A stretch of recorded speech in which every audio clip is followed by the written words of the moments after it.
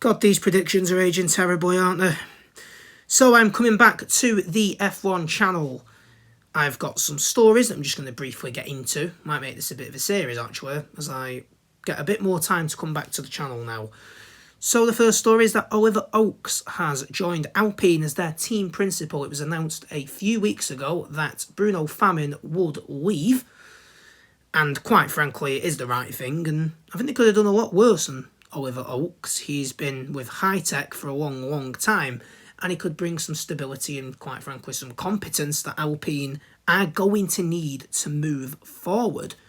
So he joins the team there, replacing Bruno Famin. Flavio Briatore came back a few weeks ago as well.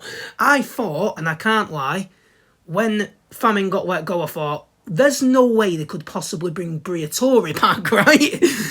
And they don't. Oliver Oakes is the new Alpine team principal. And departing Alpine is Esteban Ocon, who will join Haas in 2025. They have an all-new driver lineup with Esteban Ocon and Ollie Bearman, who will debut in 2025. Yay, rookies.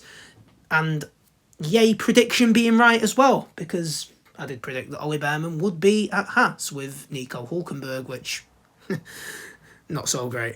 Anyway, I can understand why Haas have gone with Ocon. He is a consistent point scorer. He is a pretty good driver, to be honest.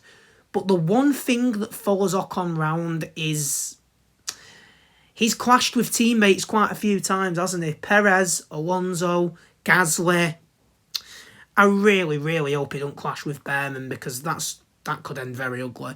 Especially considering that Haas have absolutely thrown the kitchen sink on Ollie Bearman, the young Ferrari academy driver. And I just hope that, there can be another Ricciardo situation. He never really beefed with Ricciardo, did he? He was the one teammate who he seemed to get on quite well with.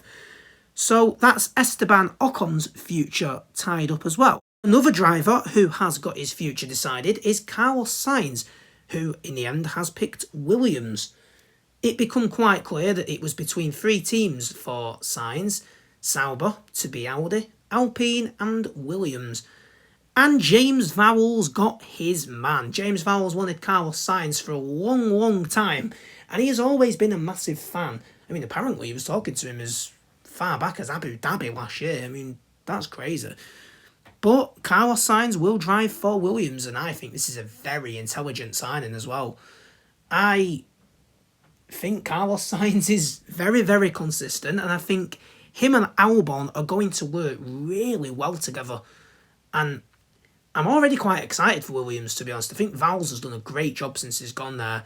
And, well, more on that, but I'll probably do predictions on 2026 eventually. But one thing I do think is that Williams are going to drastically improve in 2026. I wouldn't know why, but especially with this now, this driver lineup, if this can work, this is fantastic. So there's Williams' lineup sorted. I wonder what's next for Logan Sargent. I think he'd probably move to IndyCar, to be honest, and have a decent career there. Well, he's going to be dying to beat Marcus Ericsson now, isn't he? And now for the big one, the one everyone's here for. Sergio Perez will remain with Red Bull beyond the summer break. Now, I'm not going to lie, I'm very surprised that they've done this. I mean, I was pretty convinced after Belgium that was it for Sergio Perez at Red Bull. But they've doubled down and they seem to think he's still the right man. I've got quite strong opinions on this person. I don't think Sergio Perez has done anything to justify keeping that Red Bull seat. And quite frankly, how they've never taken Yuki Tsunoda seriously, it's beyond me, to be honest. I think Yuki's really grown into a very good driver. And I don't see it. I really don't see why they've kept Sergio Perez. I'm pretty certain this is going to cost them the constructors. Like, McLaren are making that gap up very, very, very quickly. And Red Bull need two drivers this season. And I've just got absolutely no faith at all that Sergio Perez can consistently be that second driver. Look at McLaren. They've got Piastri and Norris both performing really well. Both race winners as well this season. And, yeah, I'm baffled, to be honest, as to why they've kept Perez. I really am. The only thing I can think of, really, is if it's, Max Verstappen's like, you're not getting rid of Sergio Perez. Like Lewis Hamilton with Valtteri Bottas a few years ago, he talked him up at every opportunity, despite, you know, the fact that Valtteri wasn't performing as well. But I suppose the big drivers don't really want a second driver that's going to be a massive threat. So, you know, Verstappen's influence in that team will be massive. And Verstappen will really like Sergio Perez. Well, except for Monaco a couple of years ago. I don't think he liked him very much on that particular day. But by and large, they've had a pretty good working relationship. So I think that certainly plays its part. But, like I say, it's a move that I just cannot understand from Red Bull, who, you know, have been the best team in Formula 1 over the last few years. But it all just seems to be falling apart.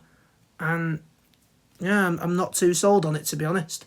So there are just a few stories going on in the world of Formula 1 at the minute. I'm hoping to make this a bit more of a regular thing. Hopefully I will make it more of a regular thing. And I will continue to absolutely roast the hell out of my predictions. And I'll give you a few brief opinions on the stories going on in the world of Formula 1. I'll see you next time.